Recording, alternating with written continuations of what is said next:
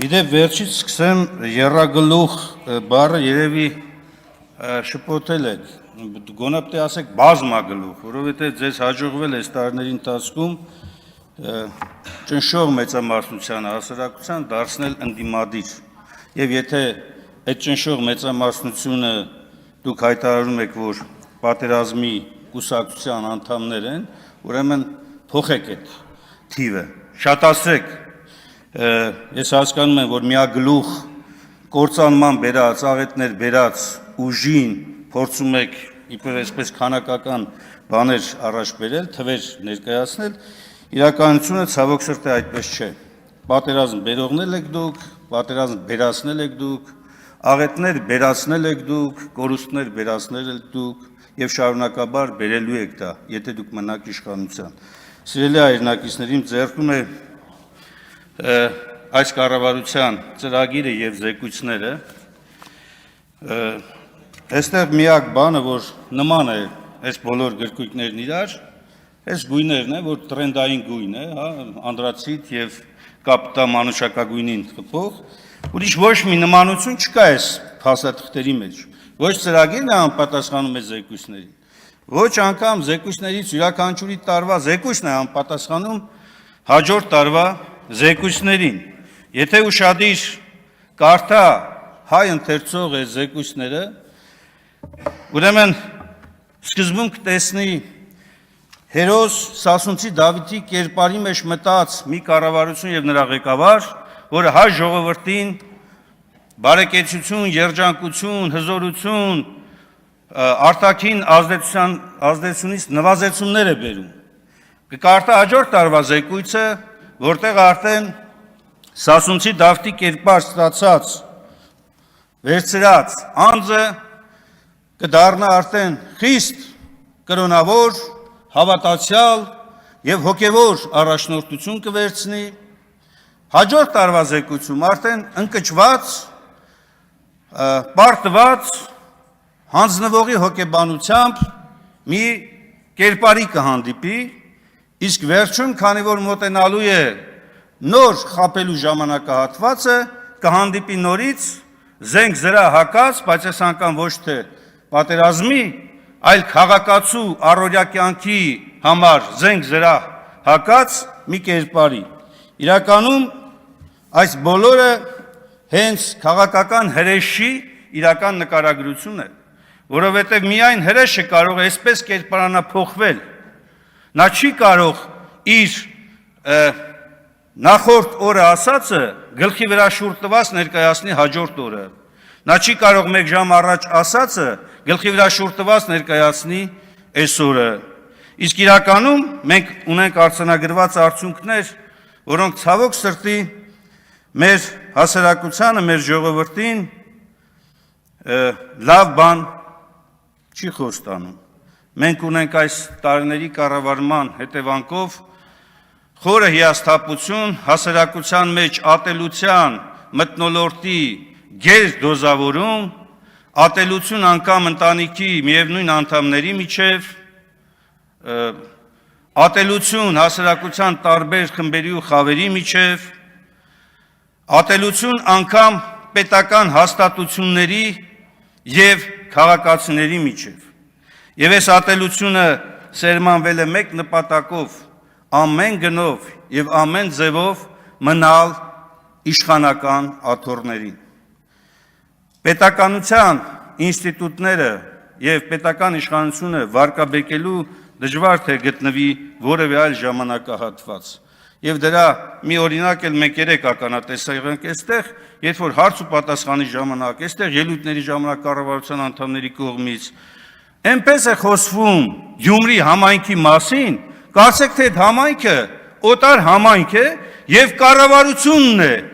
վերցրել կառավարում իր ձեռքը եւ իրականացնում է ծրագրեր։ Դուք դրանով վստահեցնում եմ ատում եք եւ վարկաբեկում եք պետական իշխանությունը։ Պետական իշխանությունը, հանրային իշխանությունը մենակ կառավարությունը չի, տեղական ինքնակառավարումն է։ Ես հասկանում եմ, որ ձեր կոկորտին է մնում այն համայնքներում հաջողությունները, երբ որ ընդդիմությունը ստանում է ընտրական գործընթացում եւ ամեն ինչ անում եք, որպես այդ համայնքներում ճնշեք, նվաստացնեք, ստորացնեք հաղթող քաղաքական ուժերին ու նրանց ներկայացուցիչներին, բայց այդ համայնքում մենակ տեղական իշխանությունը չի, այդ համայնքում բնակչությունն է, հարգեք գոնե այդ մարդկանց ընտրության արդյունքները, այդ մարդկանց ընտրությունը, դուք ինչ եք անում այստեղ, այստեղ ճղում եք ձեր բաճկոնները, թե Գյումրիում չկա մի ծրագիր, որտեղ կառավարությունը չանի, կարծեք ձեր գրպաններով եք անում, ձեր գրպանի պարունակությամբ եք անում, բա հանրության փողն է, բայց հանրության փողն է, պետք է հանրության վրա ծախսեք, ուրիշ բան որ պետք է գնահատենք, որքանով եք արդյունավետ անում, այստեղ դուք ոչ միայն արդյունավետ չեք անում, դուք խայտառակ անարդյունավետ եք անում, խայտառակ, եւ եթե որոշակի դրական ցուցանիշներ կա ու փորձում եք դա բազմապատկելով ներկայացնել, թե հայ հարայ ժողովուրդ ձեր երջանկությունը եկավ, դա այդպես չէ, ժողովրդի երջանկությունը միայն այն ցուցանիշները չեն, որ այդտեղից հրապարակվում են եւ տակը դատարկություն է, ամենացայտուն համեմատությունը կարող է բերվել այն բանի, որ Նիկոլ Փաշինյանը եւ ձեզանից շատերը խոսում էին Արցախի ժողովրդին ամենաշատ ուշադրություն, ամենաշատ ֆինանսական հատկացումներ իրականացրած կառավարության մասին էին խոսում, բայց արդյունքը ինչ է, արդյունքը ցեղասպանված, տեղահանված մի ողջ ժողովուրդ, արդյունքը մատաղացու գարին մորթելուց առաջ տրված հավելումներն են, արդյունքը որն է, հլը հարցրեք արցախցիներին երջանիկ են իրենք, այն որ անընդհատ եւ ամեն օր հետևողականորեն վիրավորում եք, անպատվում եք մարդկանց արժանապատվությունը, թե ազգային, թե իրենց ամբողջ կենսագրությունը, եւ այս ամենը գալիս է հաստատելու մեկ բան, իրականում դուք վարկաբեկել եք պետական իշխանությունը եւ այդ վարկաբեկումը ցավոք սրտի շարունակվում է եւ քանի գնում է նաեւ ցավոք ազգային ժողովն է իջնում շատ ցածր մակարդակի վրա իհարկե դուք հակադարձություններ կանեք, կվիրավորեք, կմեղադրեք, դա ձեր ոճն է, դա ձեր էությունն է, դուք միայն այդպես կարող եք հասարակությունից հերթական անգամ խապելով, մանիպուլացնելով փորձեք ձայներ վերցնել Իսկ իրականությունը շատ ավելի խորը եւ շատ ավելի ծավալուն է, որտեղ վստահեցնում եմ ձեր վարկագիծը մերժման է արժանանալու։ Մի քանի ցուցանիշ էլ այս 5 տարիների կտրվածքով դուք խոստանում եք փոքր ու միջին բիզնեսի մասնաբաժինը հնայում հասնել 55%-ի։